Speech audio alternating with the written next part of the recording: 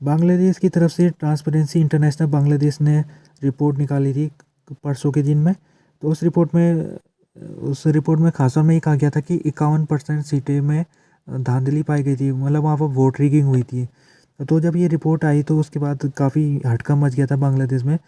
तो रिपोर्ट की आने में एक ख़ास बात ये कि रिपोर्ट जब आई है तो उस रिपोर्ट में काफ़ी कुछ क्लियर हो चुका है कि जो इलेक्शन थे वो साफ़ सुथरे इलेक्शन ही थे। तो अवामी लीग जो इस समय गवर्नमेंट में है, उसने उसने टीआईबी की जो रिपोर्ट है उसको उसने गलत रिपोर्ट बताया, और उसने कहा कि रिपोर्ट को लगता है कि किसी फॉरेन पावर ने इसको बनाया है और हमारे देश को बदनाम करने की कोशिश की जा रही है। जबकि जो अपोजिशन पार्टी है बीएनपी, उसके जो लीडर हैं नजरुल इस्लाम खान, उनका स्टेटमेंट आज आया। उन्होंने कहा कि ये रिपोर्ट बिल्कुल फैक्ट के आधार में बेसिस है और ये जो पब्लिक ओपिनियन है उसको बताता है, यानी कि जो चीज़ हुई है उसी को इस रिपोर्ट ने बताया है। जो नजरुल इस्लाम खान है वो आगे कहते हैं कि उन्होंने कहा कि जो हमारी पार्टी है वो डेमोक्रेसी को रिस्टोर करने के लिए काम करेगी, और उन्होंने कहा है कि हमारा इस समय काम ये रहेगा कि किस प्रकार से जो ये इस समय गवर्नमेंट है जो कि अनडेमोक्रेटिक गवर्नमेंट है, इसको किस तरह से टॉपल किया जाए, इसका तख्ता पलट किया जाए। लेकिन जो तख्ता पलट गवर्नमेंट का होगा बिल्कुल वो डेमोक्रेटिक मीन से होगा, किसी वायलेंस का इस्तेमाल नहीं किया जाएगा। और प्रदर्शन किए जाएंगे जगह जगह में, लेकिन वो प्रदर्शन बिल्कुल पीसफुल होंगे। क्योंकि जो इलेक्शन है वो काफ़ी कंट्रोवर्शियल रही थी इलेक्शन में, और कई देशों ने इस इलेक्शन के रिज़ल्ट को स्वीकार नहीं भी किया था। उनमें से एक यूएस है। यूएस ने जब ये इलेक्शन रिजल्ट आया था तो यूएस ने इसमें थोड़ी चिंता दिखाई थी और उसने कहा था कि ये इलेक्शन साफ़ सुथरे इलेक्शन नहीं थे।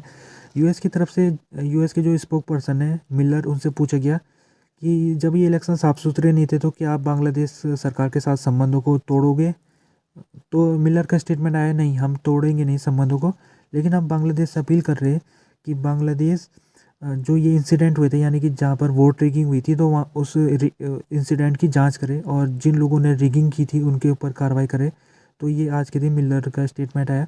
तो मिलर का स्टेटमेंट काफ़ी महत्वपूर्ण है क्योंकि मिलर ये बात उन्होंने कंफर्म कर दी है कि जो यूएस है वो अब कोई बांग्लादेश के ऊपर सैंक्शन नहीं लगाएगा।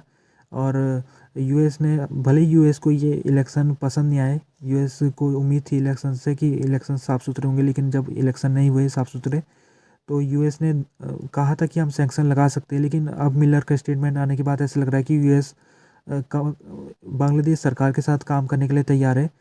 और आगे देखना पड़ेगा कि बांग्लादेश सरकार, क्योंकि अभी चुनाव अभी अभी निकल के आए रिजल्ट, नई सरकार अभी अभी बनी है, तो लंबे समय का समय है, क्योंकि बीएनपी ने कह दिया है कि वो आगे भी वो इस सरकार को मानने को तैयार नहीं है। जो ये शेख हसीना गवर्नमेंट है इसके खिलाफ वो प्रदर्शन करते रहेंगे, बीएनपी के लीडर ने जैसे आज कहा भी है। तो यूएस आने वाले दिनों में किस प्रकार से, क्योंकि अभी सिचुएशन काफ़ी गंभीर होगी, पोलराइजेशन पहले से बांग्लादेश के अंदर है, तो उस पोलराइजेशन में यूएस की जो गवर्नमेंट है उसका रवैया देखने को मिलेगा आगे वाले दिनों में, आने वाले दिनों में, कि किस प्रकार से वो रवैया बना के रखता है। अभी जो जातीय पार्टी, एक ये पार्टी है बांग्लादेश इलेक्शन में, इसको 11 सीट मिली थी, और जो 11 सीट मिली थी वो भी अवामी लीग के कारण ही इसको मिली थी। तो जातीय पार्टी की मीटिंग हुई थी आज के दिन, और मीटिंग में तय किया गया कि जातीय पार्टी अपोजिशन पार्टी का अपोजिशन पार्टी का जो अपोजिशन पार्टी के रूप में ये पार्लियामेंट में ये अपने आप को साबित करेगी। तो क्योंकि इस समय जो इलेक्शन हुए हैं उसमें अगर हम रिजल्ट देखें तो अवामी लीग को 200 से ज़्यादा सीट मिली है, तो नंबर 1 अवामी पार्टी रही है। जबकि दूसरे नंबर पर इंडिपेंडेंट रहे, इंडिपेंडेंट को 62 सीटें मिली है। तो इंडिपेंडेंट क्योंकि उनकी अपनी एक पार्टी नहीं है तो वो अपोजिशन का क्लेम नहीं कर सकते। तो तीसरे नंबर पर जातीय पार्टी रही है जिसको 11 सीट मिली है। तो लगता है कि जातीय पार्टी को ही यहाँ पर पार्लियामेंट में अपोजिशन पार्टी का दर्जा दिया जाएगा। तो जातीय पार्टी की आज मीटिंग हुई है जिसमें उसने कहा है कि जब हम अपोजिशन का पद ग्रहण कर लेंगे, यानी अपोजिशन का दर्जा जब हमको पार्लियामेंट में मिल जाएगा, तो हमारा काम रहेगा कि गवर्नमेंट के काम का उसका स्क्रूटनाइज किया जाए। जो गवर्नमेंट काम कर रही है सही कर रही है कि गलत कर रही है, अगर वो गलत काम कर रही है तो उसकी क्रिटिज़म भी होनी चाहिए, उसकी आलोचना भी होनी चाहिए, उसके ऊपर गवर्नमेंट के ऊपर दबाव भी बनाना चाहिए। तो ये इन्होंने कहा कि जो अपोजिशन पार्टीज़ का जो काम रहता है, जो अपोजिशन जो पार्लियामेंट में जिस पार्टी को अपोजिशन का दर्जा मिलता है, तो उसी दर्जे के तहत हम जो हमारा ड्यूटी है, जो हमारा काम है, उस ड्यूटी को हम निभाएंगे, इस इनकी मीटिंग में आज कहा गया है। अभी ख़ास बात ये कि 2014 में जब इलेक्शन होते बांग्लादेश में, तो उसमें जातीय पार्टी को बी टीम के रूप में अवामी लीग ने खड़ा किया था। तो उस समय भी पार्लियामेंट में जो जातीय पार्टी के लीडर पहुंचे थे, उन्होंने अवामी लीग की कभी भी आलोचना नहीं की थी, जबकि 2014 में अपोजिशन पार्टी का दर्जा जातीय पार्टी को मिला हुआ था।